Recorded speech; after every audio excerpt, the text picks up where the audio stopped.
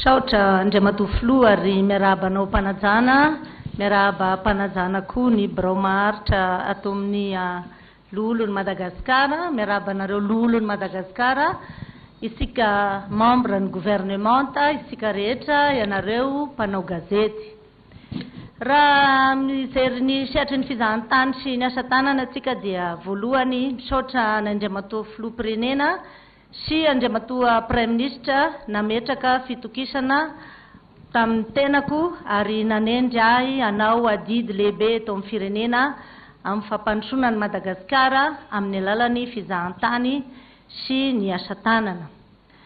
Araka ny voalazako dia ny Ministeran'ny Fizahantany sy ny asa tanana dia anisany anjo lehibe napetraky ny fitondram-panjakana amin'ny alalan'ny politika ankapobeny fanjakana, hitondra fampandrosoana, hitondra asa ary harena ho an'ny Madagasikara. Raha amin'ny ty taona 2025 ity dia antenaina ny atratrarantsika ny harikarena izay hoentin'ny fizahantany sy ny asa tanana eo amin'ny totanisa 420 teboka 5 isanjato. Raha ny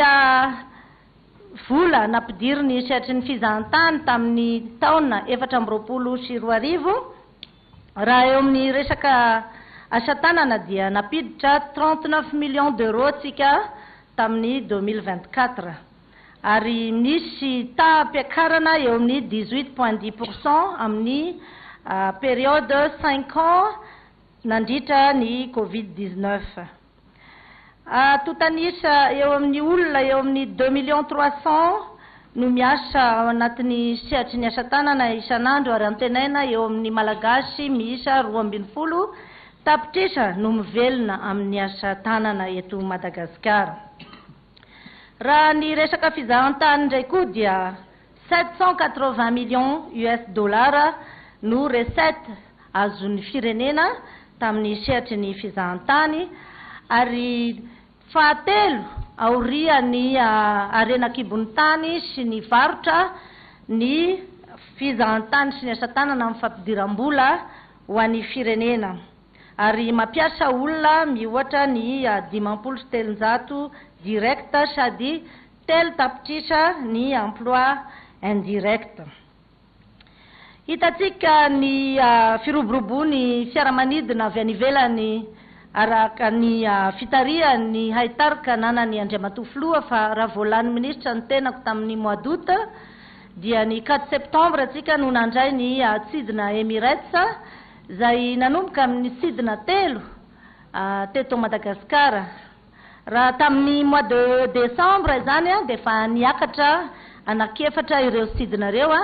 ary tamin'ny mois d'avril teo niakatra enina ireo tsidinareo ary antenaitsika amin'ny taona ity tsika dia efa hatratra ny tsidina fahafito amin'ny zany Emirates izany. Sy izy rery fa ny Ethiopian Airlines ihany koa dia manana tsidina 1.10 isan-kerinandro izay niakatra ihany koa tsidina 7.10 ankehitriny ary tsy vitan'ny isa fa na ny alehibeny roplanina koa dia niakatra ary hitatsika ny amin'ny aina manjery ihany koa fa nanao annonce ihany koa ny Turkish Airlines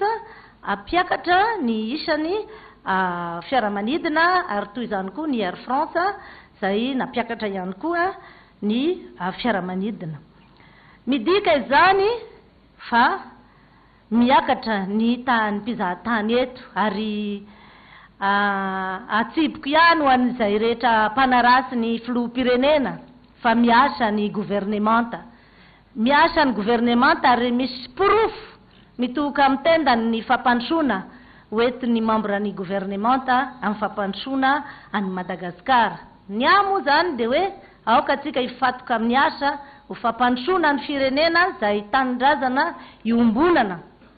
Ho an'ny mpanotra dia afaka omentsika ireo foto-drafitrasa na tetikasa izay tian'zareo dia tokony ho hitan'zareo fa ny miasa ihany moa zany no sikeraina. Ankoatran'izay dia handray ny Fionana tampony sadek tsika atoato zay hoanay atao misehatra ny fizahantany sy ny asa tanana manokana araka ny voalazany Andriamatoa Prime Ministre teo dia antenainay fa hitondra firoborobona ary fahafenoan'ny toerana fandraisam-bahiny sy ny olona hividy an'ireo asa tanana mpanao asa tanana malagasy ka mpiakatra ihany koa ny isan'ny mpizahatany eto Madagasikara. Reny olona reny moa zany dia tsy izy rery ny tonga eo fa mitondra ihany koa ny fianakaviany sy ny vady aman-janany ary betsaka amin'izy ireo no miverina mitsidika ny Madagasikara noho ny hafaliany sy ny fahafahapony teto a Madagasikara. Araka ny voalaza teo moa zany ny fizahantany dia nisany ihany koa marefo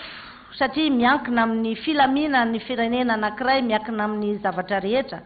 Ka izany ihany koa ny atsonay ny fitoniana satria raha araka ny voalazako teo ny fiakarana isan'ny fiaramanidina mampiditra fizahantany sy ny sambo ihany koa izay mampiditra ny fizahantany na ny bateau de croisière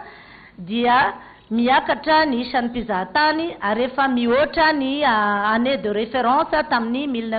2019 avant Covid tsika ankehitriny ary antenaina amin'ny ity taona ity fa hihoatra ny 400,000 touriste tsika amin'ny fisian'ny sommet sy ny fivoriana maro samihafa eto Madagasikara. Misaotra ihany koa tsika ho anareo izay nisidika ny salon international ny tourisme ITM sy international handicraft of Madagascar ny asa tanana ihany koa. Tena marina ny teninao Andriamatoa Loolona voafidy tao Atsimo Menabe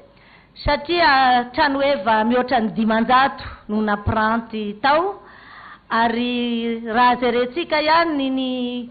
mpiarahamombonantoka raha tamin'ny 2024 420 ny mpiarahamombonantoka nanoana ny salon ITM dia mahafaly ihany milaza aminareo fa 470 be zao no sponsor sy ny partenaire financier et technique nanoana atsika. Makasitraka midika izany fa profo mitoka mitendany ny fahatokisany mpandraharaha malagasy rehetra eto Madagasikara ny setry ny fizahantany sy ny asa tanana ary hita eo ihany koa ny fahazotoan'ireo mpandraharaha te hivoatra ary hitondra ny anjara birikin'ireo amin'ny fampandrosoana any Madagasikara. Eto moa zany dia mamaly ny fanontanianareo ray aman-dreny ary misaotra amin'ny fanontaniana sy ny sosokevitra ny fiarabana fakasitrahana avy amintsika. Voaray Andriamatoa VPS ny fanirianao amin'ny anafainganana ny fanendrena ny taleparitra ao amin'ny direction régionale ny tourisme Vatovinany Vazafady Vatovavy ary taterana zay efa voaraina ihany koa ny taratasinareo mangataka ny amasitsika office paritra ny fizahantany ho an'ny faritra ihany koa dia ho ataonay lohalaharana izany. Nareo moa manana ny ranomafana zay tena hoe fahalanjavaboary manana ny maizy azy ary raha nisidika ny centre Valbio miaraka amin'ny Madame Patricia Roy tena hoe misy ao inventaire ny faune et flore tsika zay tena hoe harena be ary zay raha tsika hiasa akaiky anazy amin'ny resaka amin'ny farananatsika ny reny arena voajanahary reny. Ny sénateur voafidy ao amin'ny Menabe dia misaotra satria i Menabe dia anisany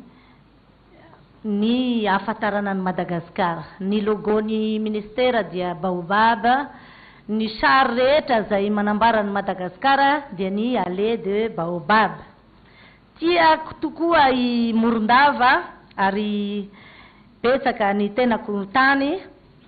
ary nandeha nanao ny tsinga agnisan'ny ministra voalohany angambany nananika ny tsinga nandritra ny 9 ora nanao escalade nisitrika tany ambany la grotte tany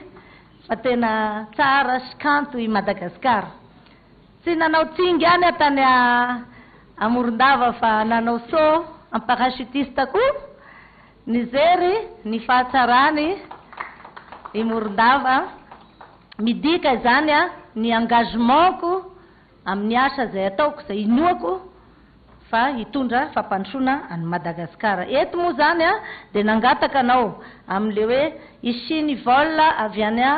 Nosbe makany a Morondava eo fampandiniana an'izany zay sy Andriamatoa ministra ny fitaterana amin'izay. Ny angatahanay ohatrany hoe misy olona hono nanorina trano ao grande famille avy any amintsika de reny zany no mba mila fanampiana aminareo amin'ny extension de l'aéroport. Fa Andriamatoa Filoha ihany koa de fa nanome toromarika anay ny fanasiana ny hub international, ny hub sud sy ny hub any amin'ny nord zay ny aéroport ny Toliara moa zany no akaiky indrindra amin'ny resaka extension de io zany hoe nasina hub makany Fort Dauphin sy makany Morondava de ny any amin'ny nord koa Diego manao any Nosbe hatrany Maroantsetra. Tsy mora moa manao zavatra fa anatin'ny dinikay sy Andriamatoa ministra ny fitaterana sy ny famantarana ny toetrandro izany. Eto dia mahafaly anay atao ministera ny manao fanambarana pahibe maso eto fa hatao any Morondava ny andro maneran-tany ho an'ny fizahantany ny 27 septembre zao zay mety iarahana amin'ny ministera ny Mayo ihany koa amin'ny Gira sy ny soirée disco izay anasantsika DJ international ataotsika amin'ny Allée des Baobab izay anasana atsika rehetra isy ihany koa ny diplomate zay iaraka amintsika any de mangataka ny fiarahamiasa koa Andriamatoa VPS amin'ny Hainao Manjery sy tsika rehetra. Eto koa de mamaly ny etaponao Ray Aman-dreny Abanikemba momba ny canal de Pangalana. Tamin'ny farany taona teo iaho da tamin'igny nagnano fety nandeha boka Manambato nandeha amin'ny canal de Pangalana nitety any Nosivariky nitety ny amitsika igny de tamananjary de hitako ny asara ny ary akaiky aleo lavitra za mandeha amin'igny to zay mandeha amin'igny route nationale igny zay mora sy vokatra sy inoako fa Andriamatoa ministra ny transport afaka manazava tsara projet efa misy zay anaovana dragage ihany koa zay partia efa misy fasika amin'igny fa tena tsara sady mety tsara ho anay amin'ny fizahantany ihany koa no mampitohy any Madagasikara no ampiasaitsika amin'ny avarotra sy ny toekarena. Ny fanjakana malagasy ihany koa dia manao ny ezaka amin'ny fanamboarana ny route RNT 12A zay anatiny tetikasany Andriamatoa firenena amin'ny resaka route du soleil amin'iny fanaovana niny lalana igny satria misy apoy amin'ny resaka commerce ihany koa sy ny fizahantany amin'igny satria Fort Dauphin zao misy port de afaka hoentina mankagny ny vokatra tsika ny ledsi ny girofle ny café sy ny sisa ny tourisme lahateo moa mandeha amin'igny lalana igny. Ary io lalana io de mipaka hatrany Toliara ka hatrany Morondava satria corridor sud Itara Manja sy Toliara zao eo 200 km sisa de afaka manohy voici la président nanao ny RN10 nanao ny Pose Pierre dikan'izay mandeha ny tetikasa ary noasika fa hampitohy any tanànasika amin'ny farafangana. Izay sy zay tompoko lahy sy tompoko vavy betsaka moa ny azo lazaina amin'ny resaka ny fizahantany sy ny asa tanana. Izahay ato amin'ny ministera koa dia namorona tetikasa zay mizaha ny maha olona namorona ny tetikasa atao hoe happiness na hoe chambre satria ny sehatry ny fizahantany sy ny asa tanana ny fizahantany dia mivarotra fifaliana en vent des rêves dia tsy afaka mionona ihany koa zay manoloana ny fahantrana sy ny fahasairana ny olona manodidina anay ka zany indrindra namorona anay ny tetikasa sambatra zay manome fanofanana maimaim-poana zay raha nampiara-mombonantoka hianatra asa tanana ao anatin'izany koa na ny olona manana clé mamona sy marenina dia ampianarinay maimaim-poana amin'ny sehampiarina 470 izay misy eo amin'ny sehatry ny asa tanana mba hananan'izy ireo traikefa hoentin'izy ireo na mamorona ny orinasa kely ohatra hoe fanaovana mofo, fanaovana manjaitra, fanaovana zavatra soa na hoentinay koa zareo accompagner-nay ampidirina miasa izany fiofanana zany moa dia efa eo amin'ny 10 ny voaofana ary ao amin'ny sehatra ny THR na ny resaka hôtel sy ny restauration dia efa eo 43 000 olona eo ny menay fiofanana dia hatramin'ny volana janoary hatramin'ny zao. Zay sy zay tompoko lahy sy tompoko vavy ny tatitra avy amin'ny ministera izay sahaniko. Ny ministera ny fizahan-tany sy ny asa tanana dia misokatra mandrakariva afaka atsoinareo fa zandrinareo, anabavinareo, rahavavinareo